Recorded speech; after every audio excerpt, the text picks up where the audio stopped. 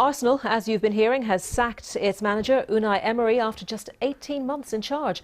The club is currently enduring its longest stretch without a win since 1992. Well, joining me now is Tom Ducat-White, a lifelong fan and presenter of Bruised Banana, an Arsenal podcast. Tom, thank you very much for coming along. No problem. Do you think this is the right move? Yes, yep. If anything, they waited a little bit too long, I would suggest. It was funny, on the sort of group chat that we have for the podcast, we were saying what would have happened if we'd won that game last night. Would he have kept his job until the weekend, for the Norwich game? But they've finally done the right thing, I think. The writing's been on the wall for a little while for him, so we're pretty happy this morning. But that's how tenuous perhaps the life of a football manager in a Premier League club can be.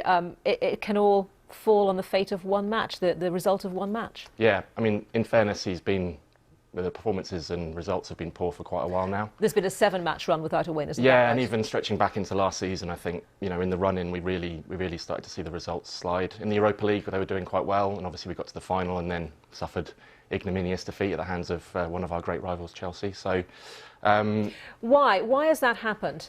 Why has it gone so badly? Why has there been a bad run of form?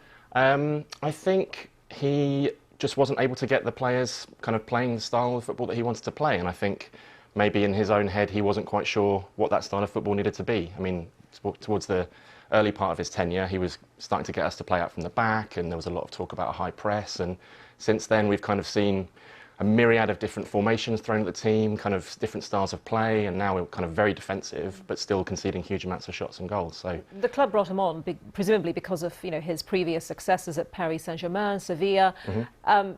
Yet some might argue that 18 months wasn't long enough for him to really develop the team as he wanted to, or is that an unfair comment? Well, I think Arsenal is a very small C conservative club. We don't make a lot of knee-jerk reactions, so I think he was given enough time for us to at least see whether or not he had a plan, and it felt like whatever that plan was, it wasn't working. So yeah, I feel like from an outside point of view, it probably feels like a knee-jerk reaction, but from us, we've been waiting for a while now. Okay, do you think that Unai Emery was always going to have a tough job following in the footsteps of Arsene Wenger? In much the way, at Manchester United, we saw Sir Alex Ferguson, a period of turbulence before things started to settle a bit again. Yeah, I think following a manager that had been there for 22 years, our most successful manager of all time, a club legend, a man whom we love very dearly as Arsenal fans, even in spite of his failings towards the end of his tenure, coming in and taking over that role was always going to be a big ask. And I think, we have no sort of ill will towards him. There are a few little things that we kind of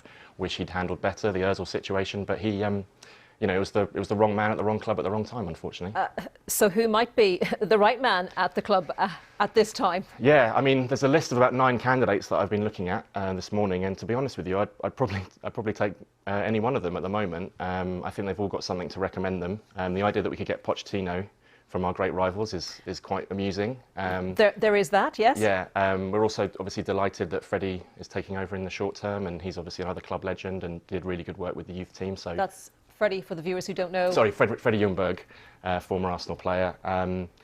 So there are some other names in there, Ancelotti, Max Allegri. I mean, Rafa Benitez was someone who, on the podcast, we kind of called out before Emery was appointed as someone that we would like to have, kind of a more established, older manager. I think there's a few different options out there. I guess we'll just trust that the board will do the right thing. No shortage of material to mull over on the podcast then. Absolutely. 3-hour episode in the offing. Tom, thank you very much. Tom Ducat-White.